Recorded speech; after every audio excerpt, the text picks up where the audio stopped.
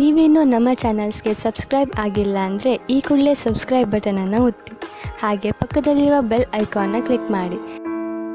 First card 6 of ಸ್ವಾರ್ಡ್ಸ್ ಬಂದಿದೆ. May be ತುಂಬ craze ಇರ್ಬೋದು ನಿಮಗೆ ಗೇಮ್ಸ್ ಬಗ್ಗೆ, ಆಟಗಳ ಬಗ್ಗೆ. ಬೈಯಿಂಗ್ ಪ್ಲೇ ಸ್ಟೇಷನ್ಸ್ ಅಂತ ತೋರಿಸ್ತಾ ಇದೆ ಕಾರ್ಡಲ್ಲಿ. ಸಮಥಿಂಗ್ ಟ್ರಾವೆಲಿಂಗ್ ಅಂತ ಹೇಳುತ್ತೆ, ಟ್ರಾವೆಲ್ ಮಾಡಿ ಎಲ್ಗಾದ್ರೂ ಹೋಗಬೇಕು ಅನ್ನೋ ಪ್ಲ್ಯಾನ್ ಇರುತ್ತೆ ನಿಮಗೆ. ಬಟ್ ಸ್ವಲ್ಪ ಕ್ಯಾನ್ಸಲೇಷನ್ಸ್ನ ನಾನು ಜಾಸ್ತಿ ಹೇಳ್ತೀನಿ.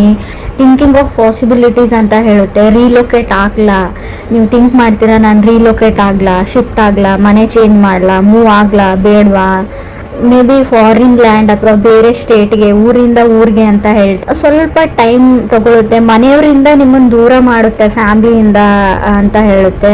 ಸೊ ಮೇಜರ್ ಇಂಡಿಕೇಶನ್ ಏನಂದರೆ ನೀವು ಯಾವ ಪ್ಲೇಸಲ್ಲಿ ಇದ್ದೀರಾ, ತುಂಬ ಜನ ಆ ಪ್ಲೇಸಲ್ಲಿ ಇರಲ್ಲ. ಸೊ ಲವ್ ಲೈಫ್ ರೀಡಿಂಗ್ ಇದೆ, ಬಟ್ 6 ಆಫ್ ಸ್ವಾರ್ಡ್ಸ್ ಇರೋದ್ರಿಂದ ಪ್ಲೇಸ್ ಚೇಂಜ್ ಆಗುತ್ತೆ ಅಂತ ಹೇಳ್ಬೋದು. ಸೊ ಏನೋ ರೀಇನ್ವೆಂಟ್ ಥರ ಆಗುತ್ತೆ. ನಿಮ್ಮ ಪಾರ್ಟ್ನರಿಂದ ನೀವು ದೂರ ಆಗ್ಬೋದು ಅಥವಾ ಅವ್ರ ಹತ್ರನೂ ಆಗ್ಬೋದು ಕೆಲವರಿಗೆ. ಚೇಂಜಿಂಗ್ ಆಫ್ ಪ್ಲೇಸ್ ಹೇಳುತ್ತೆ. 6 ಆಫ್ ಸ್ವಾರ್ಡ್ಸ್ ಅಂದರೆ ಏನು, ಒಂದು ನಿಮಗೆ ಪಾರ್ಟ್ನರ್ ಮೇಲೆ ಒಂಥರ ಕಿರಿಕಿರಿ ಮಾಡ್ತಾರೆ, ಪದೇ ಪದೇ ಕಾಲ್ ಮಾಡಿ, ಪದೇ ಪದೇ ಮೆಸೇಜ್ ಮಾಡಿ, ಅದರ್ ಪರ್ಸನ್ ಅಂತ ಅನ್ನಿಸ್ಬೋದು. ಅಥವಾ ಅದರ್ ಪರ್ಸನ್ಗೆ ನೀವು ಆ ಥರ ಮಾಡ್ತೀರಾ ಅಂತ ಕೂಡ ಅನ್ಸ್ಬೋದು 6 ಆಫ್ ಸ್ವಾರ್ಡ್ಸ್ ಇರೋದ್ರಿಂದ. ಸೆಕೆಂಡ್ ಕಾರ್ಡ್ ನನಗೆ 5 ಆಫ್ ಪೆಂಟಿಕಲ್ಸ್ ಬಂದಿದೆ. ಮೇ ಬಿ ತುಂಬ ಇನ್ವೆಸ್ಟ್ ಮಾಡಿದ್ದೀರಾ ಟೈಮ್ ಆ್ಯಂಡ್ ಮನಿ ರಿಲೇಷನ್ಶಿಪ್ಗೆ ಅಂತ ಅನಿಸುತ್ತೆ ಕೆಲವರು. ಬಟ್ ನೀವು ಅಂದ್ಕೊಂಡಂಗೆ ಏನೂ ಆಗ್ತಾ ಇಲ್ಲ ಅಂತ ಕೂಡ ಅನ್ನಿಸ್ತಾ ಇದೆ. ಹಣ ಹೋಯಿತು, ಟೈಮ್ ಹೋಯಿತು, ತುಂಬ ಡೇಟ್ ಮಾಡಿದ್ದೀರಾ ಆ ಪರ್ಸನ್ನ. ಬಟ್ ಅಂಡರ್ಸ್ಟ್ಯಾಂಡಿಂಗ್ ಏನೂ ಬೆಳೆದೇ ಇಲ್ಲ, ಅವ್ರು ನನ್ನನ್ನು ಅರ್ಥನೇ ಮಾಡ್ಕೊಂಡಿಲ್ಲ. ಏನು ಹೀಗೆ ಆದರೆ ಹೇಗೆ, ಮುಂದೆ ಫ್ಯೂಚರು ಭವಿಷ್ಯ ಹೇಗೆ ಅಂತ ಥಾಟ್ಸ್ ಸ್ಟಾರ್ಟ್ ಆಗುತ್ತೆ ನಿಮಗೂ ಅಥವಾ ಅದರ್ ಪರ್ಸನ್ ಅಂದರೆ ನೀವು ಕನೆಕ್ಟ್ ಆಗಿರೋ ವ್ಯಕ್ತಿ. ಮೇ ಬಿ ನೀವು ಮದುವೆನೇ ಆಗಿರ್ಬೋದು ಅಥವಾ ರಿಲೇಷನ್ಶಿಪ್ಪಲ್ಲಿರ್ಬೋದು, ಕಮಿಟ್ ಆಗಿರ್ಬೋದು. ಥರ್ಡ್ ಕಾರ್ಡ್ ಕಿಂಗ್ ಆಫ್ ಸ್ವಾರ್ಡ್ಸ್ ಬಂದಿದೆ. ಕೆಲವರು ಕಿಂಗ್ ಆಫ್ ಸ್ವಾರ್ಡ್ಸ್ ಅಂದರೆ ಯಾವುದೋ ಒಬ್ಬ ವ್ಯಕ್ತಿನ ನಿಮ್ಮ ಲೈಫಿಂದ ಕಟ್ ಆಫ್ ಮಾಡ್ತೀರಾ ನೀವು. ಚೇಂಜ್ ಅಂತ ಹೇಳ್ತೀನಿ. ತುಂಬ ಕಾನ್ಫಿಡೆನ್ಸ್ ಇರುತ್ತೆ. ಮೇ ಬಿ ಕೆಲವ್ರಿಗೆ ಈ ಥರ ಹೇಳ್ತೀನಿ ಅಂತ ತಪ್ಪು ತಿಳ್ಕೊಬೇಡಿ. 5 ಇಯರ್ಸಿಂದ ಮದುವೆ ಆಗಿರೋರು ಕೂಡ ಸಪ್ರೇಟ್ ಆಗುವಂಥ ಚಾನ್ಸಸ್ ಇದೆ. ಮದುವೆ ಆಗಿ 5 ಇಯರ್ಸ್ ಆದರೂ ಸಪ್ರೇಟ್ ಆಗ್ತೀರಾ, ಡಿವೋರ್ಸ್ಗೆ ಅಪ್ಲೈ ಮಾಡ್ತೀರಾ ಕೆಲವರು. ಪೇಷನ್ಸ್ ಇಸ್ ಎ ಕೈ. ಸ್ಪೀಚ್ ಬಗ್ಗೆ ಹೇಳ್ತೀನಿ ನಾವು. ನೀವು ಹೇಗೆ ಮಾತಾಡ್ತೀರಾ ಅದ್ರ ಬಗ್ಗೆ ಹುಷಾರಾಗಿರಿ. ಅಲ್ಲ ಏನಾದರೂ ಆಗಲಿ ನಾನು ದೂರ ಆಗೋಕ್ಕೂ ರೆಡಿ ಇದ್ದೀನಿ ಅನ್ನೋ ಹಾಗಿದ್ರೆ ಮಾತ್ರ ಜಗಳ ಮಾಡ್ಕೊಳ್ಳಿ. ಸಣ್ಣ ಪುಟ್ಟ ಜಗಳ ನಿಮ್ಮನ್ನು ಬೇರೆ ಮಾಡುತ್ತೆ. ಆದಷ್ಟು ಮಾತಾಡದೆ ಇದ್ಬಿಡಿ ಅಂತ ನಾನು ಹೇಳ್ತೀನಿ. ಫೋರ್ತ್ ಕಾರ್ಡ್ ನನಗೆ 9 ಆಫ್ ಸ್ವಾರ್ಡ್ಸ್ ಬಂದಿದೆ. ಆಂಗ್ಸೈಟಿ, ತುಂಬ ಆತಂಕ, ಸ್ಟ್ರೆಸ್ಸು, ಡಿಪ್ರೆಷನ್ಗೆ ಹೋಗ್ಬೋದು ನೀವು 9 ಆಫ್ ಸ್ವಾರ್ಡ್ಸ್ ಅಂದರೆ.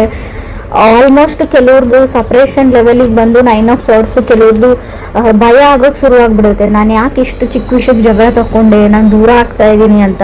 ಸೊ ನಾನು ಮುಂಚೆನೇ ಇಂಡಿಕೇಶನ್ ಕೊಡ್ತಾ ಇದ್ದೀನಿ, ಸುಮ್ಮನಿದ್ದು ಬಿಡಿ. ಫಿಫ್ತ್ ಕಾರ್ಡ್ ನನಗೆ 7 ಆಫ್ ಕಪ್ಸ್ ಬಂದಿದೆ. ಸೊ ನಿಮಗೆ ಯಾರೋ ಮೋಸ ಮಾಡ್ತಾ ಇದ್ದಾರೆ. 7 ಆಫ್ ಕಪ್ಸ್ ಮೀನ್ಸ್ ನೀವು ಕನೆಕ್ಟ್ ಆಗಿರೋ ವ್ಯಕ್ತಿ ಚೀಟ್ ಮಾಡ್ತಾ ಇದ್ದಾರೆ ಅಂತ ಅರ್ಥ ಆಗುತ್ತೆ. ಮೋಸ ಮಾಡ್ತಾ ಇದ್ದಾರೆ ನಿಮಗೆ ಅಂತ ಕೂಡ ಕಾರ್ಡ್ ಹೇಳ್ತಾ ಇದೆ. ಅಬ್ಸರ್ವ್ ಮಾಡಿ, ಹುಷಾರಾಗಿರಿ. ಅವ್ರು ಬಣ್ಣದ ಮಾತಿಗೆ ಮಳ್ಳಾಗಬೇಡಿ ಅಂತ ಹೇಳ್ತೀನಿ. ಈ ರಿಲೇಷನ್ಶಿಪ್ಗೆ ನಿಮಗೆ ರಿಲೇಟಿವ್ಸ್ ಕಡೆಯಿಂದನೂ ಬರ್ಬೋದು, ಮದುವೆ ಫಿಕ್ಸ್ ಆಗೋ ಲೆವೆಲಿಗೆ ಇರ್ಬೋದು, ಆಲ್ರೆಡಿ ಎಂಗೇಜ್ಮೆಂಟ್ ಆಗಿರ್ಬೋದು. ಬಟ್ ಅವ್ರು ಹೇಳಿರೋದೆಲ್ಲ ಸುಳ್ಳು ಕಾರ್ಡ್ ಹೇಳ್ತಾ ಇದೆ. ಎಲ್ರಿಗೂ ಅನ್ವಯಿಸುತ್ತೋ ಇಲ್ವೋ ಗೊತ್ತಿಲ್ಲ, ಬಟ್ ಕೆಲವರಿಗೆ ಖಂಡಿತವಾಗ್ಲೂ. 6th ಕಾರ್ಡ್ ನನಗೆ ಪೇಜ್ ಆಫ್ ಸ್ವಾರ್ಡ್ಸ್ ಬಂದಿದೆ. 7th ಕಾರ್ಡ್ 7 ಆಫ್ ಪೆಂಟಿಕಲ್ಸ್ ಬಂದಿದೆ. ನೀವು ತುಂಬ ಟ್ರೈ ಮಾಡಿದ್ದೀರಾ, ಯುವರ್ ಬೆಸ್ಟ್ ವೇಟ್ ಮಾಡಿದ್ದೀರಾ, ಎಲ್ಲ ಮಾಡಿದ್ದೀರಾ. ಬಟ್ ಕಂಟ್ರೋಲ್ ಮಾಡೋಕೆ ಆಗ್ತಾ ಇಲ್ಲ ನಿಮಗೆ. ಯಾರನ್ನು ಚೂಸ್ ಮಾಡಲಿ ಅಥವಾ ಯಾರನ್ನು ಬಿಡಲಿ ಅನ್ನೋ ಲೆವೆಲಿಗೆ.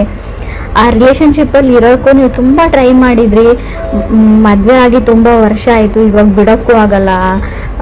ಗೌರವ, ಮಾನ, ಮರ್ಯಾದೆ ಪ್ರಶ್ನೆ ಎಲ್ಲ ಯೋಚನೆ ಮಾಡಿದ್ರಿ. ಬಟ್ ಕಡೆಗೆ ಬೇರೆ ದಾರಿ ಇಲ್ಲ ಅಂತ ಕೆಲವ್ರಿಗೆ ಅನಿಸಿರ್ಬೋದು. ಸಪ್ರೇಟು ಆಗ್ತಾ ಇದ್ದೀರಾ ಕೆಲವರು ಅಂತ ಹೇಳ್ತಾ ಇದೆ. 6 ಆಫ್ ಸ್ವಾರ್ಡ್ಸ್ ಏನು ಹೇಳುತ್ತೆ ಅಂದರೆ, ಆ ವ್ಯಕ್ತಿ ನಿಮ್ಗೆ ಚೀಟ್ ಮಾಡ್ತಾ ಇದ್ದಾರೆ ಅಂತ ಗೊತ್ತಿದೆ, ನಿಮಗೆ ಮೋಸ ಮಾಡ್ತಾ ಇದ್ದಾರೆ ಅಂತ ಗೊತ್ತಿತ್ತು. ಬಟ್ ಆದರೂ ಇಷ್ಟು ವರ್ಷಗಳ ಕಾಲ ಇದ್ರಿ, ಬಟ್ ಇನ್ನು ಮುಂದೆ ಆಗ್ತಾ ಇಲ್ಲ. ಸೊ ನೀವೆಷ್ಟು ಪ್ರಯತ್ನ ಪಡಬೇಕು ಅಷ್ಟು ಪಟ್ಟಿದ್ದಾಗಿದೆ. ಸೊ ಅದ್ರ ಬಗ್ಗೆ ಗಿಲ್ಟಿ ಫೀಲ್ ಮಾಡ್ಕೊಳ್ಬೇಡಿ ಅಂತಲೇ ನಾನು ಹೇಳ್ತೀನಿ. ಸೊ ಲೆಟ್ ಗೋ ಮಾಡಿ, ಮೂವ್ ಆನ್ ಆಗಿ, ನಿಮ್ಮ ಲೈಫಿಗೆ ಏನು ಬೇಕೋ ಅದನ್ನು ನೀವು ಮಾಡ್ಕೊಳ್ಳಿ ಅಂತಲೇ ಕಾರ್ಡ್ ಹೇಳ್ತಾ ಇದೆ. ಸೊ 8th ಕಾರ್ಡ್ ನನಗೆ 4 ಆಫ್ ಕಪ್ಸ್ ಬಂದಿದೆ. 4 ಆಫ್ ಕಪ್ಸ್ ಅಂದರೆ ನಿಮಗೆ ಮಲ್ಟಿಪಲ್ ಆಪ್ಷನ್ಸ್ ಬರುತ್ತೆ ಖಂಡಿತವಾಗ್ಲೂ. ಸೊ ಕೇರ್ಫುಲ್ಲಾಗಿ ಅದರಲ್ಲಿ ನೀವು ಚೂಸ್ ಮಾಡ್ಕೊಳ್ಬೇಕಾಗುತ್ತೆ. ಇದು ನಿಮ್ಮ ಲೈಫ್ ಪ್ರಶ್ನೆ. ಸೊ ಮದುವೆಗೆ ರೆಡಿ ಮಾಡ್ಕೊಳ್ತಾ ಇದ್ದೀರಾ ಅಂತಲೂ ಗೊತ್ತು, ಸೆಟ್ಲ್ ಆಗಬೇಕು ಅಂತ ಡಿಸೈಡ್ ಮಾಡಿದ್ದೀರಾ ಕೆಲವರು. ಯಾಕಂದರೆ ನನ್ನ ಅಕ್ಕಪಕ್ಕ ನನಗಿಂತಲೂ ಚಿಕ್ಕವರಿಗೆಲ್ಲ ಮದುವೆ ಆಗ್ತಾ ಇದೆ ಅಂತ ಫ್ರೆಶರ್ ಥರ ನಿಮಗೆ ಫೀಲ್ ಇರ್ಬೋದು. ಸೊ ಅದಕ್ಕೋಸ್ಕರ ನೀವು ಈ ಡಿಸಿಷನ್ನು ತೊಗೊಂಡಿರ್ಬೋದು. ಬಟ್ ಮನೆಯವ್ರನ್ನೇ ನಂಬಿ ಹೋಗ್ತೀನಿ ಅನ್ನೋದು ಕೂಡ ತಪ್ಪು, ಅಥವಾ ನೀವು ನನ್ನ ನಂಬಿಕೆ ಮೇಲೆ ಹೋಗ್ತೀನಿ ಅನ್ನೋದು ಕೂಡ ತಪ್ಪು. ಇಬ್ರಿಗಂತೂ ಡಿಸ್ಕಸ್ ಮಾಡಿಬಿಟ್ಟು ಸ್ವಲ್ಪ ಯಾರಿಗಾದ್ರೂ ಗೊತ್ತಿರೋರಿಗೆ ಅವ್ರ ಬಗ್ಗೆ ಇನ್ನೊಂದು ಸರ್ತಿ ಕಡೇ ಸರ್ತಿ ಎಂಕ್ವೈರಿ ವಿಚಾರಣೆ ಮಾಡಿ ವಿಚಾರಿಸಿ ಈ ಮುಂದಕ್ಕೆ ಹೆಜ್ಜೆ ಇಡೋ ಸರಿ ಅಂತ ಹೇಳ್ತೀನಿ. ಕೆಲವರು ಮೋಸ ಹೋಗೋ ಚಾನ್ಸಸ್ ತುಂಬ ಕಾಣಿಸ್ತಾ ಇದೆ ಅಂತ ನಾನು ಒತ್ತಿ ಹೇಳ್ತಾ ಇದ್ದೀನಿ. ಇದನ್ನು ಮದುವೆ ಅಂತ ಮಾತುಕತೆ ಬೇರೆ. ಇನ್ನು ಕೆಲವ್ರಿಗೆ ನಾನು 9th ಕಾರ್ಡ್ ನನಗೆ ಏಸ್ ಆಫ್ ಕಪ್ಸ್ ಬಂದಿದೆ. ಯಾರನ್ನು ನಿಮ್ಮ ಲೈಫಲ್ಲಿ ಅಲೋವ್ ಮಾಡ್ಕೊಳ್ತೀರಾ ಅನ್ನೋದು ಕೂಡ ನಿಮ್ಮ ಮೇಲೆ ಬಿಟ್ಟಿರೋ ವಿಚಾರ ಅಂತ ನಾನು ಹೇಳ್ತೀನಿ. ಆಪ್ಷನ್ಸ್ ತುಂಬ ಇದೆ, ತುಂಬ ಕಾಂಪ್ಲಿಕೇಟೆಡ್ ಲವ್ ಅಂತ ಅನಿಸುತ್ತೆ. ನೀವು ಪ್ರೀತಿನ ಹುಡ್ಕೊಂಡು ಹೋಗಬೇಡಿ, ಅದಾಗದೇ ನಿಮ್ಮ ಹತ್ರಕ್ಕೆ ಬರುತ್ತೆ ಅಂತಲೂ ಕಾಡೇ ಹೇಳ್ತಾ ಇದೆ. ಕೆಲವ್ರಿಗೆ ಪಾಸ್ಟಲ್ಲಿ ನೀವು ತುಂಬ ಚೆನ್ನಾಗಿ ಹ್ಯಾಂಡಲ್ ಮಾಡಿದ್ದೀರಾ, ಬಟ್ ಎಲ್ಲನೂ ಕಾಂಪ್ಲಿಕೇಟೆಡ್ ಆಗಿ ನಿಮಗೆ ಔಟ್ಪುಟ್ ಬಂದಿದೆ, ಯಾವುದನ್ನು ನೀವು ಸಾಲ್ವ್ ಮಾಡೋಕ್ಕಾಗಲ್ಲ. ಕೆಲವ್ರಿಗೆ ನಾನು ಏಸ್ ಆಫ್ ಕಪ್ಸ್ ಇರೋದ್ರಿಂದ ನೀವು ಸಿಂಗಲ್ ಆಗಿರೋರು ಖಂಡಿತವಾಗ್ಲೂ ನೋ ಮೋರ್ ಸಿಂಗಲ್ ಅಂತ ತೋರಿಸ್ತಾ ಇದೆ. ಖಂಡಿತವಾಗ್ಲೂ ನೀವು ಕಪಲ್ಸ್ ಆಗ್ತೀರಾ, ಪೇರ್ ಆಗ್ತೀರಾ. ಮದುವೆಗೆ ವೇಟ್ ಮಾಡ್ತಾ ಇದ್ದರೆ ಖಂಡಿತವಾಗ್ಲೂ ನಿಮ್ಮ ಮದುವೆ ಫಿಕ್ಸ್ ಆಗೋ ಎಲ್ಲ ಪಾಸಿಬಿಲಿಟೀಸು ಕಾರ್ಡಲ್ಲಿ ತೋರಿಸ್ತಾ ಇದೆ. ಏನು ಅಂದರೆ ಮೇ ಬಿ ನೀವು ಸ್ಟೂಡೆಂಟ್ಸ್ ಇದ್ದರೆ ನಿಮ್ಮ ಫ್ಯಾಮ್ಲಿಯಿಂದ ದೂರ ಹೋಗಿ ಹೈಯರ್ ಎಜುಕೇಷನ್ನ ಮಾಡ್ಬೋದು. ಬಟ್ ನಿಮ್ಮ ಪ್ರೀತಿ ಪಾತ್ರನ, ನಾನು ಲವ್ ಅಂದರೆ ರಿಲೇಷನ್ಶಿಪ್ ಅಂದರೆ ಹುಡುಗ ಹುಡುಗಿ ಅಥವಾ ಹೆಣ್ಣು ಗಂಡು ಮತ್ತೇನೇ ಇರುತ್ತೆ ಅಂತ ಹೇಳಲ್ಲ. ಮೇ ಬಿ ನೀವು ಯಾರನ್ನ ತುಂಬ ಪ್ರೀತಿಸ್ತೀರಾ ಅವರಿಂದ ಸ್ವಲ್ಪ ದೂರ ಹೋಗಬೇಕಾಗುತ್ತೆ ಅಂತ ರೀಡಿಂಗ್ ಹೇಳ್ತಾ ಇದೆ. ರೀಲೋಕೇಟ್ ಆಗ್ಬೋದು ನೀವು ಅಂತ. ಸೊ ಕೆಲವ್ರಿಗೆ ಬೇಸಿಕಲಿ ರಿಲೇಷನ್ಶಿಪ್ಪಲ್ಲಿ ತುಂಬ ಬೇಗ ಬೀಳುವಂಥ ಚಾನ್ಸಸ್ ಇದೆ. ಫಾಲಿನ್ ಇನ್ ಲವ್ ಅಂತ ಕೂಡ 7 ಆಫ್ ಕಪ್ಸ್ ಇರೋದ್ರಿಂದ, ಅದು 5th ಪ್ಲೇಸಲ್ಲಿ ಸೆವೆಂತ್ ಕಾರ್ಡ್ ಬಂದರೆ, 7 ಆಫ್ ಕಪ್ಸ್ ಬಂದರೆ, ನಾವು ಪೇಜ್ ಆಫ್ ಸಾರ್ಟ್ಸ್ ಮಧ್ಯೆ ಬಂದರೆ ಖಂಡಿತವಾಗ್ಲೂ ಅಷ್ಟೇ ಬೇಗ ಬ್ರೇಕಪ್ ಮಾಡ್ಕೊಳ್ಳೋವಂಥ ಚಾನ್ಸಸ್ ಇದೆ. ಸೊ ನಿಧಾನವೇ ಪ್ರಧಾನ ಅಂತ ಹೇಳ್ತೀವಿ. ತಾಳ್ಮೆ ತುಂಬ ಇಂಪಾರ್ಟೆಂಟು. ಇನ್ನೂ ಕೆಲವ್ರಿಗೆ ನೀವು ಮ್ಯಾರಿಡ್ ಇರ್ಬೋದು ಅಥವಾ ರಿಲೇಷನ್ಶಿಪ್ಪಲ್ಲಿ ಇರ್ಬೋದು, ಏನೋ ಸಣ್ಣ ಪುಟ್ಟ ವಿಷಯಕ್ಕೆ ಜಗಳ ಬರುತ್ತೆ ನಿಮ್ಮ ಮಧ್ಯೆ. ಮುಂಚೆ ಬರ್ತಾಯಿತ್ತು, ಹಾಗೆ ಪ್ಯಾಚಪ್ ಆಗ್ತಾಯಿತ್ತು ಅಂದರೆ ಇನ್ನು ಮುಂದೆ ಪ್ಯಾಚಪ್ ಆಗೋ ಚಾನ್ಸಸ್ ಇಲ್ಲದೆ ಇರೋದ್ರಿಂದ ಜಗಳ ಮಾಡಿಕೊಂಡ್ರೂ ಸುಮ್ಮನೆ ಇರೋದು ಒಳ್ಳೆಯದು. ನಿಮಗೆ ಸ್ಪೆಷಲಿ ಹೇಳ್ತಾ ಇದ್ದೀನಿ, ನೀವು ಸುಮ್ಮನೆ ಇರೋದ್ರಿಂದ ನಿಮ್ಮ ರಿಲೇಷನ್ಶಿಪ್ ಉಳ್ಕೊಳ್ಳುತ್ತೆ. ಯಾವುದೇ ರಿಸ್ಕನ್ನು ಕೂಡ ತಗೊಳ್ಳದೇ ಇರೋದು ಬೆಟ್ರು. ನಾನೇನೋ ಹೇಳಬೇಕು ಯಾರಿಗೂ, ನಿಮ್ಮ ಬಾಸ್ ಇರಲಿ, ನಿಮ್ಮ ಮನೆಯವ್ರು ಅಥವಾ ನಿಮ್ಮ ತಂದೆ ತಾಯಿ ಇರಲಿ, ಅಥವಾ ನೀವು ಪ್ರೀತಿಸಿದ ವ್ಯಕ್ತಿನೇ ಇರಲಿ. ಸೊ ಅವ್ರಿಗೂ ಕೂಡ ನೀವು ಯಾವಾಗಲೂ ಅದೇ ಮಾತು ಹೇಳ್ತಾ ಇರ್ತೀರ, ಬಟ್ ಆ ಮಾತು ಮುಂಚೆ ಹರ್ಟ್ ಆಗಿರಲ್ಲ. ಬಟ್ ಇವಾಗ ನೀವೇನಾದರೂ ಹೇಳಿದರೆ ಅದೇ ಮಾತು ತುಂಬ ದೊಡ್ಡ ಮಟ್ಟದ ಗಾಯ ಮಾಡುತ್ತೆ ಅವ್ರಿಗೆ. ಇದರಿಂದ ಎಲ್ಲನೂ ನೀವು ಕಟ್ಟಿರೋ ಏನು ಹೇಳ್ತೀರ, ಇಲ್ಲಿವರೆಗೂ ಕಟ್ಕೊಂಡು ಬಂದಿರೋ ಸಂಪಾದಿಸಿದಂಥ ರಿಲೇಷನ್ಶಿಪ್ಪು, ಬಾಂಧವ್ಯ ಎಲ್ಲನೂ ಮುರಿದೋಗೋವಂಥ ಚಾನ್ಸಸ್ ಇದೆ. ರೀಡಿಂಗ್ ನೆಗೆಟಿವ್ ಅಂತ ಅಂದ್ಕೊಳ್ಬೇಡಿ, ತುಂಬ ಪಾಸಿಟಿವ್ನೆಸ್ ಇದೆ ಇಲ್ಲಿ. ಮದುವೆ ಆಗುತ್ತೆ, ಮದುವೆ ಫಿಕ್ಸ್ ಆಗುತ್ತೆ, ರಿಲೇಷನ್ಶಿಪ್ಪಲ್ಲಿ ಇರ್ತೀರಾ, ಫಾರಿನ್ ಲ್ಯಾಂಡಿಗೆ ಹೋಗೋ ಎಲ್ಲ ಚಾನ್ಸಸ್ ಇದೆ, ರಿಲೊಕೇಶನ್ ಇದೆ, ಹೈಯರ್ ಸ್ಟಡೀಸ್ ಇದೆ. ಕೆಲವ್ರಿಗೆ ನೀವು ಪ್ರೀತಿಸಿದ ವ್ಯಕ್ತಿನೂ ನಿಮ್ಗೆ ಸಿಗ್ತಾರೆ.